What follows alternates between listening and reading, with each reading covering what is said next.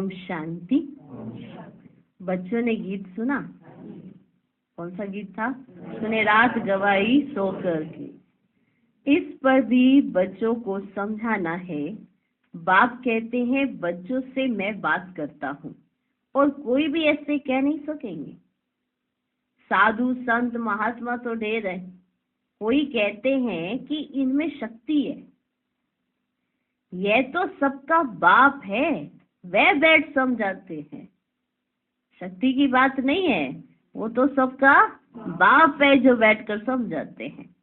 बहुत बच्चे हैं जो सारा दिन बस खाते पीते और सोते हैं, नींद बहुत करते हैं। इससे क्या होगा? हीरे जैसा जन्म खो देंगे। माया गफलत बहुत कराती है। कुंभकर्ण की नींद में माया ने सुला दी है। अब जगाने वाला आया है, अज्ञान निंद्रा से जागो। सारी सृष्टि, उसमें भी खास भारत में अज्ञान ही अज्ञान है। तो बाप कहते हैं अब गफलत करेंगे तो बहुत बहुत पछताना पड़ेगा। फिर पछताने से तो काम नहीं होगा ना। यहाँ मनुष्य से देवता बनने की पढ़ाई है, ऐसे और कोई कह ही ना सके। ऐसे नहीं, यहाँ भी वही ज्ञान है। कहीं ऐसे कह दे ना वही ज्ञान है। ये तो पढ़ाई ही नहीं है, नई नई पढ़ाई है। आदि सनातन देवी देवता धर्म की स्थापना होती है। ऐसे तो यहाँ भी देवी बहुतों को कहते हैं। देवियां बहुतों को कहा जाता है ना। स्त्री देवी तो पुरुष देवता हो गया।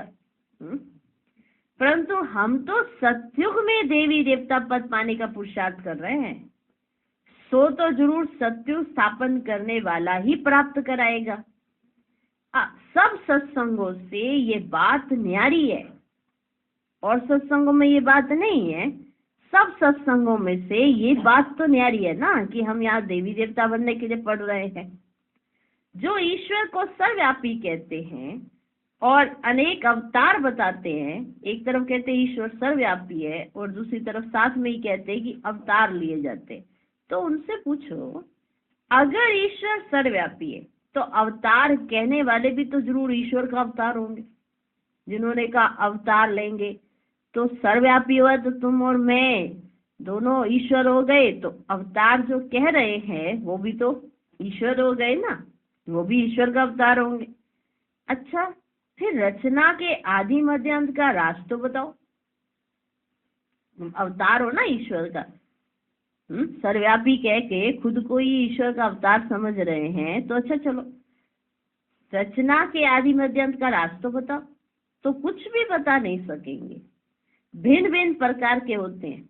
रिद्धि सिद्धि वाले भी है। नई आत्मा आती है ना तो वह भी तो ताकत दिखाती है। तो ऐसे जो चमत्कार वगैरह दिखाते हैं, ऐसे कुछ ऐसे चमत्कार होते हैं। तो नई आत्मा आई है तो ताकत तो दिखाएगी। ये धर्म स्थापन करने नई आत्मा प्रवेश करती है तो उनका नाम बाला हो जाता है।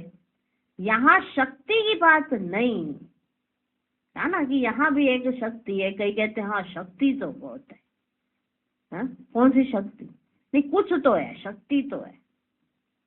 ये नहीं समझ पाते कि स्वयं ईश्वर आया हुआ है, वही हमारा भी बाप है, तुम्हारा भी बाप है, वो एक ही है। तो शक्ति तो बहुत है। तो उनको समझाना क्या शक्ति है। वो धर्म स्थापक आते हैं, वो रिद्धि सिद्धि, उनके हाथ में कुछ ना कुछ ताकत रहती है। यहाँ बाप वैसी ताकत थोड़ा दिखाते हैं, यहाँ तो देवी देवता ही बना देते हैं, सबसे बड़ी ताकत है। तो कहिए शक्ति बहुत है। तो यहाँ बचे शक्ति की तो कोई बात ही नहीं है। तुम कहेंगे शिव बाबा हम आपसे स्वर्ग का वर्षा लेने के लिए आए हैं। इसको ईश्वरीय जन्म सिद्ध अधिकार कहा जाता है। तुम ईश्वरीय औलाद हो। कोई भी साधु संत महात्मा ऐसे नहीं कहेंगे कि हम बाप दादा के बच्चे हैं। कोई भी साधु संत महात्मा को कहना ही नहीं आएगा और ना ही बोल सकते कि हम बाप दादा के बच्चे हैं। तुम तो जानते हो हम स्वर्ग का वर्षा ले रहे हैं। बाबा कहते पूरा वर्षा लेना है तो बाप की याद में रहो। पूरा वर्षा लेना है, हाँ तो बाप की याद में रहो। बाप यहाँ ही पढ़ाते हैं। राजाई स्थापन हो जाएगी तो ये पढ़ाई और पढ़ाने वाला गुम हो जाएगा। ये पढ़ाई भी और पढ़ाने वाला भी गुम हो जाएगा। कब? जब राजाई स्थापन हो जाएगी। ये ब्राह्मण कुल अभी है, कहते हैं हम ब्रह्मा की औलाद हैं। तो ब्रह्मा कब आया? ब्रह्मा तो संगम पर आएंगे ना। प्रजापिता ब्रह्मा जिन ब्राह्मणों को रचते हैं वे तो देवी देवता बन जाते हैं, फिर ब्राह्मण तो रहते ही नहीं। सतयुग त्रेता में तो कोई ब्राह्मण नहीं रहते, क्योंकि प्रजापिता ब्रह्मा जिन ब्राह्मणों को रचते हैं वो ब्राह्मण क्या बन जाते हैं? देवी देवता। तो वहां ब्राह्मण रहते नहीं रहते हैं। हम फिर देवता कुल में चले जाएंगे। फिर कर्म कांड के लिए जो पुजारी ब्राह्मण है वे कोई ऋषि मुनि आदि ने शुरू किए होंगे। कर्म कांड कब से शुरू होते हैं? द्वापर से। तो वो किसी ऋषि मुनि आदि ने शुरू किए होंगे। द्वापर में जब शिव आदि के मंदिर बनाकर पूजा शुरू करते हैं तो जो पूज्य देवी देवता थे वे पुजारी बन जाते हैं, माना वो पुजारी बन जाते हैं। उस समय मंदिरों में ब्राह्मण चाहिए, ठीक? तो उसी समय ब्राह्मण भी शुरू हुए होंगे। जो पूज्य से पुजारी बने उनको ब्राह्मण नहीं कहेंगे। क्या समझे? कि सतयुग त्रेता में जो देवी देवता हैं वो द्वापर में जब जाते हैं तो वो पुजारी बनते हैं, पर वो वाले पुजारी नहीं कि ब्राह्मण बन जाए, ठीक? मंदिरों में मूर्तियों के आगे ब्राह्मण जरूर होगा। तो उस समय वे ब्राह्मण भी निकले होंगे, इसलिए ब्राह्मण नाम द्वापर से ही चला आता है। तो उस समय ब्राह्मण भी निकले होंगे। यह हुआ डिटेल समाचार, यह हुआ डिटेल का समाचार बाबा सुनाते हैं। वास्तव में इससे भी ज्ञान का संबंध नहीं है। ज्ञान सिर्फ कहते हैं मन मना भव। तुम बच्चों को कहा जाए शिव बाबा और वर्षे को याद करो, तो क्या सिर्फ याद करने से सभी लक्ष्मी नारायण बन जाएंगे? चलो बताओ। हाँ, देखो एक डिटेल की बात समाचार क्या सुनाया कि द्वापर में जो ब्राह्मण बनते, माना ब्राह्मण नाम वहां से ही शुरू हुआ है, लेकिन होते जो रियल में ब्राह्मण बनते हो तो संगम पर बनते हो ना, और ब्राह्मण बनकर देवी देवता बन जाते हो। पर द्वापर में मंदिर बने हुए तो ब्राह्मण तो चाहिए, वो तो हो गए। समाचार सुनाया, वो कोई ज्ञान की बात नहीं है। पर तुम्हारा ज्ञान तो क्या है? सिर्फ एक मन मना भव, माना बाप को और वर्षे को याद करो। अच्छा, तो क्या सिर्फ याद करने से सभी लक्ष्मी नारायण बन जाएंगे? नहीं, फिर पढ़ाई भी तो है। जितना ज्यादा सर्विस करेंगे उतना ऊंच पद पाएंगे, उतना गोल्डन स्पून इन माउथ होगा। फिर सर्विस भी है, जितना जास्ती सर्विस करेंगे उतना उच्च पद पाएंगे, उतना गोल्डन स्पून इन माउथ होगा। नई दुनिया बनने में, अदली बदली होने में टाइम तो लगता है ना बच्चे। विनाश के बाद स्थापना होगी, कलयुग के बाद सतयुग होगा। भल अर्थक्वेक आदि होती रहती है, परंतु अनेक धर्मों का विनाश होना है। सोचो, अर्थक्वेक तो होती रहती है, आजकल भी होती रहती है, पर ये तो अनेक धर्मों का विनाश होना है। ड्रामा पूरा होता है। क्या होता है? पूरा होता है। अभी हम बाबा के पास जाकर फिर नई दुनिया में आएंगे। इस समय हम इस यज्ञ के ब्राह्मण हैं। इस समय हम जो है इस यज्ञ के ब्राह्मण हैं। शिव बाबा ने 5000 वर्ष पहले मुआफिक रुद्र यज्ञ रचा है। ये बहुत बड़े से बड़ा यज्ञ है। इस यज्ञ की संभाल करते हो तुम सच्चे ब्राह्मण। उन मंदिरों की भी संभाल ब्राह्मण करते हैं, लेकिन इस यज्ञ की संभाल करते हो तुम सच्चे ब्राह्मण। वे ब्राह्मण तो मैटीरियल यज्ञ रचते, कोई आपदा आदि आनी होती है तो यज्ञ रचते हैं। सतयुग में गुरु आदि की तो कोई दरकार ही नहीं रहती है। सतयुग में चाहिए क्या गुरु? हाँ, नहीं चाहिए ना, तो वहाँ तो कोई जरूरत ही नहीं होती है, तो वहाँ कोई यज्ञ रचे ही नहीं जाते, कोई भूल ही नहीं होती है वहाँ पे। तो सतयुग में गुरु आदि की दरकार ही नहीं थी। गुरु वहाँ होगा जहाँ सदगति की जरूरत हो। अब यहाँ तो अथाह गुरु है, इतने वेद शास्त्र आदि होते हुए भी भारत की ऐसी गति क्यों हुई है? वेद शास्त्र इतने हैं फिर भी भारत की ऐसी गति क्यों हुई है? तुम लिख सकते हो 5000 वर्ष पहले मुआफिक सब मनुष्य कुंभकर्ण की घोर निंद्रा में सोए पड़े। लिख सकते हो। नींद तो सब करते हैं, परंतु ये अज्ञान निंद्रा की बात है।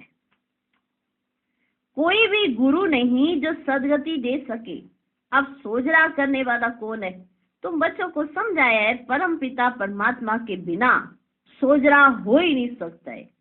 अभी तो अथाह गुरु है, फिर भी अंधियारी रात दुख क्यों? वेद शास्त्र भी बहुत है, गुरु भी बहुत है, फिर भी इतना दुख क्यों? सतयुग में तो अथाह सुख था, अब जब भगवान की श्रीमत मिले तब तो सुख हो। रावण ने ही भारत को पतित दुखी बना दिया है। बाप कहते इस काम महाशत्रु को जीतो, इस काम महाशत्रु को जीतो, पवित्रता की प्रतिज्ञा करो, तब नई दुनिया के मालिक बनेंगे। ये कई बच्चे हम तो बाबा को याद करते ही है, हम तो बाबा को याद करती, पर प्रतिज्ञा पक्की नहीं है तो वो याद नहीं है। ऐसे तो भक्त भी भगवान को बहुत याद करते हैं, पर उन्होंने ऐसी कोई प्रतिज्ञा थोड़ा की है, वो मददगार थोड़ा है बाप की, तो मालिक थोड़ा बन सकते हैं वो स्वर्ग के। भक्ति कितनी करते हैं, कितनी नौंदा भक्ति करते हैं, पर प्रतिज्ञा नहीं करते हैं। और बाप आके तुमसे प्रतिज्ञा करवाते हो और तुम प्रतिज्ञा नहीं तोड़ते हो, इससे तुम स्वर्ग के मालिक बन जाते हो। उनको इस प्रतिज्ञा का मालूम भी नहीं है, पढ़ते रहते हैं फिर भी समझते नहीं है, फिर बाप आके बताते हैं तो भी मानते नहीं है। अब जो बाप का कहना ही नहीं मानेगा तो स्वर्ग जो बाप के पास है, स्वर्ग रच रहा है ना भगवान, उसका मालिक उन बच्चों को थोड़ा बनाएगा जो कहना ही नहीं मानते। ऐसी बात है, जो कहना मानेंगे बाबा उनको मालिक बनाएंगे। पवित्रता की प्रतिज्ञा करो तब नई दुनिया के मालिक बनेंगे। गुरु लोग कभी ऐसे नहीं कहेंगे कि पवित्र बनो। अभी तुम घोर सोजरे में आए हो तो तुम जाकर पूछो, भारत जो इतना सुखी था अब इतना दुखी क्यों है? तुम बच्चे जानते हो हम सो देवता बनते हैं, सन्यासी तो झट घर बार छोड़ निकल पड़ते हैं। सन्यासी झट घर बार छोड़कर निकल पड़ते, उनके लिए कहते हैं सन्यासी पावन है, उनके लिए कहा जाता है सन्यासी पावन है। वो ऐसे नहीं कहेंगे कि हम पावन बनने के लिए पुरुषार्थ कर रहे हैं। देखो बहुत बड़ी बात है। देखो तुम बच्चे कहते हो पावन बनने के लिए पुरुषार्थ कर रहे हैं, और वो सन्यासी जैसे घर से निकलेंगे तो कहेंगे हम तो पावन है। वैसे नहीं कहेंगे अभी हम पावन बनने के लिए पुरुषार्थ कर रहे हैं। तुम्हारी बात ही नहीं आ रही है। ऐसे मत समझो कि सब सन्यासी पवित्र रहते हैं। बुद्धि योग मित्र संबंधियों में जाता रहता है जब तक अवस्था मजबूत हो। तुमको कहा जाता है देह सहित देखे सब संबंधों को भूलो, तो कितनी मेहनत लगती है तुमको सोचो। लगती कि नहीं लगती है? देह को भी भूलना, देह के मित्र संबंधियों को भी भूलना, तो कितनी मेहनत तुमको लगती है। उनसे जब पूछा जाता है तो सन्यास कब किया, उनसे जाके पूछें अगर कि आपने सन्यास कब किया, लौकिक नाम क्या है, तो कहेंगे ये बातें मत पूछो, ये वाली बातें हमसे मत पूछो। क्यों ऐसा कह रहे हैं? स्मृति क्यों दिलाते हो, वो ये कहेंगे कि कहाँ के रहने वाले हो, क्या किया है, कहाँ से आए हो, क्या नाम है, तो वो यही कहेंगे सीधा कि स्मृति क्यों दिलाते हो। कोई कोई बतलाते भी हैं, फिर उनसे पूछते हैं कि तुम फौरन ही सबको भूल गए या याद आती है। मना तुम आए, संन्यास किया, तुम एकदम झट से ही भूल गए थे या अभी भी याद आती रहती है? तो क्या कहेंगे सन्यासी? हाँ हाँ, नहीं, कोई सन्यासी तो बता रहे हैं ना। अब जैसे कोई सन्यासी तो ऐसे एकदम, अरे बात नहीं करो ऐसे हमारे साथ, कर नहीं सकते, आप कौन हो, आप हम कौन है, मानो उनको सन्यास का इतना अभिमान हो जाता है, वो कहते हमसे ये बातें मत पूछो, हमें समृद्धि क्यों दिला रहे। पर कई ऐसे होते हैं, उनसे पूछा जाता है तो फिर वो उनसे पूछेंगे हम कि आपको फौरन भूल गया या याद आती है? मालूम तो पड़े ना तुम कौन थे, कैसे छोड़ा, अकेले थे या बाल बच्चे भी थे तुम्हारे। माना किसी सन्यासी से अगर मुलाकात हो तो पता तो पड़े कि क्या किया तुमने ऐसा। फिर वे तुमको याद पड़ते हैं? पूछा, ऐसे पूछ, फिर तुमको वो याद पड़ते हैं? कहते हैं हाँ, बहुत समय याद पड़ते थे, मुश्किल से याद टूटती है। अपना जीवन याद तो रहता है, जो माना इस तरह से सन्यासी जो बिल्कुल सच सच बता देते कि याद तो रहती थी, बहुत समय लगा याद को टूटने में, क्योंकि अपना जीवन तो जो बिताया है एक युवा अवस्था तक, वो तो याद तो रहता है ना। भर हम शिव बाबा को याद करते हैं, परंतु ऐसे थोड़े ही अपना जीवन या शास्त्र आदि जो पढ़े हैं वे भूल जाते हैं। याद तो रहता है ना, सिर्फ कहते हैं जीते जी भूल जाओ, ये धारण करो। जीते जी भूल जाओ, ये धारण करो। याद करेंगे ना तो लटक पड़ेंगे, याद करेंगे तो लटक पड़ेंगे। पहले ये बातें सुनो, फिर जज करो, जीते जी मर्जीवा बनो और किसी का मत सुनो। हम अपना सारा जीवन बता सकते हैं, हाँ ये जानते हैं कि अभी यह दुनिया खत्म होने वाली है। सेंटर्स वृद्धि को पाते रहेंगे, बाबा ने कहा। तो जो बाबा मम्मा कहते हैं वे ब्राह्मण बन जाते हैं। जो दिल से कहते हैं बाबा मम्मा, तो वे ब्राह्मण बन जाते हैं।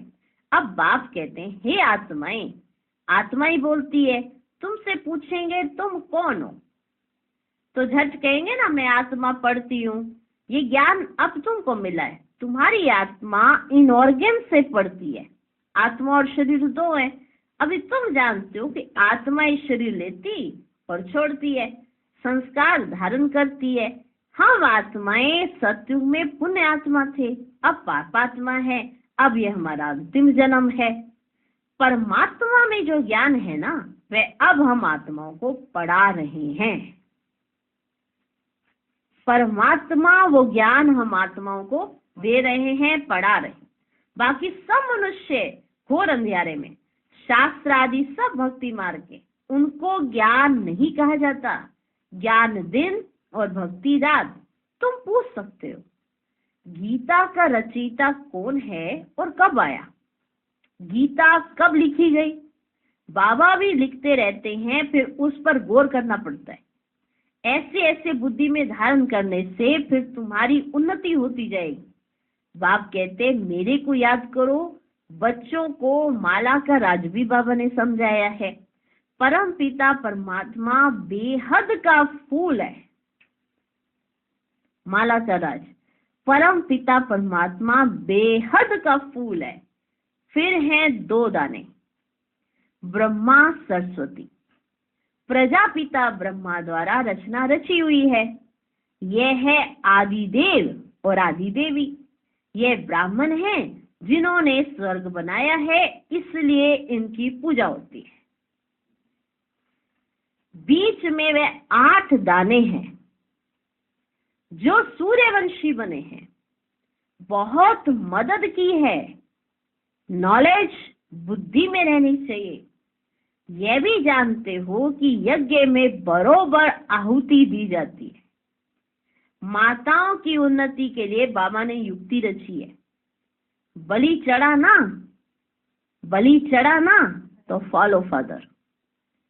गांधी को भी जिन्होंने मदद की तो उनको अलग काल का सुख मिला कि नहीं मिला? सुख मिला ना। वह था हद का बाप और यह है वेद का बाप। गांधी जी को जिन्होंने मदद की तो उनको अल्पकाल का सुख मिला। जिन्होंने मदद की कुछ ना कुछ उनको मिला। तो जब बेहद के बाप को मदद करेंगे तो कितना सुख मिलेगा। वो अल्पकाल का, ये तो बेहद का मिलेगा। यहाँ बाबा ने सब कुछ माताओं के चरणों में दे दिया तो ये 1 नंबर में गया। तुम बच्चों को पुरुषार्थ करना है, जो मदद करेंगे वही स्वर्ग के मालिक बनेंगे। ऐसे कोई मत समझे कि हम शिव बाबा को मदद करते हैं। नहीं, शिव बाबा ही तुमको मदद करते हैं। तुम शिव बाबा को कोई मदद नहीं कर रहे हो। कहीं हाँ बाबा हम सोचेंगे जरा हम मददगार बने कि ना बने, हमारे सरकमस्टांस ऐसे हैं, हमारी प्रॉब्लम्स ऐसी हैं, जितना बन सकते हैं उतना ही बन सकते हैं ना। बाबा को बच्चों की ऐसी कोई मदद नहीं चाहिए, बाबा ही बच्चों को मदद करते हैं। ऐसे नहीं सोचना कि शिव बाबा ही को हम मदद कर रहे हैं। ऐसे सोचो शिव बाबा ही तुमको मदद करते हैं। अरे वह तो दाता है, तुम अपने लिए ही करते हो, उसके लिए क्या करोगे? तुम याद में रहो तो विक्रम विनाश होंगे, स्वर्ग को याद करो तो स्वर्ग में चले जाएंगे। बाबा स्वयं कहते हैं मन मना भव। कहीं कहते हैं नहीं हम तो बस बाबा इतनी मदद कर सकते हैं आपको। अरे तुम क्या मदद कर रहे हो? हाँ? तुम उसको कोई मदद नहीं कर सकते। वो है कौन, इतना तो सोचो। जरा सा ही लगाएंगे ना, सोचे हमने तो यज्ञ में ऐसे लगा दिया, हमने तो ऐसे किया है, हमने तो अंदर भी सोचेंगे, बाहर भी एक दूसरे को बता देंगे हमने इतना किया, हमने तुमने कितना, अच्छा इतना, अभी मत कर, इतना बाद में करियो। सारा एक साथ कर देगी क्या? माना मदद करने में भी हम बार बार सोचते हैं, रुकते हैं, सोचते हैं, रुकते, सोचते। किसको मदद कर रहे हो? शिव बाबा को मदद नहीं कर रहे हो, ये तो खुद के लिए कर रहे हो। यहाँ भी उतना ही, जितना करोगे उतना खाओगे। अब जितनी कमाई कोई करता है बाहर जाके उतनी ही तो इनकम होती है। अब जॉब करता है, बिजनेस करता है, जितना करेगा उतना पाएगा। तो ये भी एक तरह का बिजनेस है। शिव बाबा को देना नहीं, अपने लिए इकट्ठा ही कर रहे हो। और इसी जन्म में भी कितना तो खाते हैं, कितना तो मिल रहा है और कितना तो आगे के लिए भी जमा हो रहा है। लेकिन जो निस्वार्थ करता है, माना ये नहीं कि हाँ जी मैंने इतना किया अभी हमको इतना रिटर्न तो मिलना ही चाहिए, ये चीज तो हमको मिलनी चाहिए क्योंकि हमने इतना दे चुके हैं। है ना, ये चाहना नहीं कि हमको ऐसे तो मिलना ही चाहिए, इस चीज की भी अप्रिशिएशन भी हमको मिलनी चाहिए। सारे हमारा मान करें हम कौन है, क्योंकि हमने इतना यज्ञ में लगाया है। वो तुमको मदद कर रहा है कि तुम बन जाओ, वो तुम्हारी बुद्धि को टच कर रहा है कि कम से कम तुम सही दिशा की तरफ तो चल पड़ो। शिव बाबा ही तुमको मदद करते। अरे वे तो दाता है, तुम अपने लिए करते हो। बाबा स्वयं कहते हैं मन मना भव, नहीं तो बाकी ऊंच पद कैसे मिलेगा? हिसाब करना तुम्हारा काम है। कोई मत समझे कि मैं देता हूं, ये शिव बाबा का यज्ञ है, चलता है, चलता ही रहेगा। कि किसी के 4 रुपए देने से यज्ञ नहीं चलता है और ना ही किसी के 4 रुपए रोकने से यज्ञ चलता है कि हाँ भाई नहीं पता नहीं कैसे चलेगा उनका, पता नहीं कैसे वो होगा। ये तो शिव बाबा का यज्ञ है, चलता है और चलता ही रहेगा। तुम सच्चे ब्राह्मणों के दिल में है कि हम सिर्फ भारत में ही नहीं बल्कि संपूर्ण विश्व में बाप की मदद से अपना राज्य स्थापन कर रहे हैं। हम फिर से पवित्र वन भारत को स्वर्ग बनाकर राज्य करेंगे। शिव बाबा की मत पर चलने से भारत स्वर्ग बन जाता है। तो ये याद रखो कि शिव बाबा पढ़ाते हैं, हमेशा याद रखो शिव बाबा पढ़ाते हैं। बाबा कहते जब ब्राह्मण बनेंगे तभी देवता संप्रदाय में आएंगे।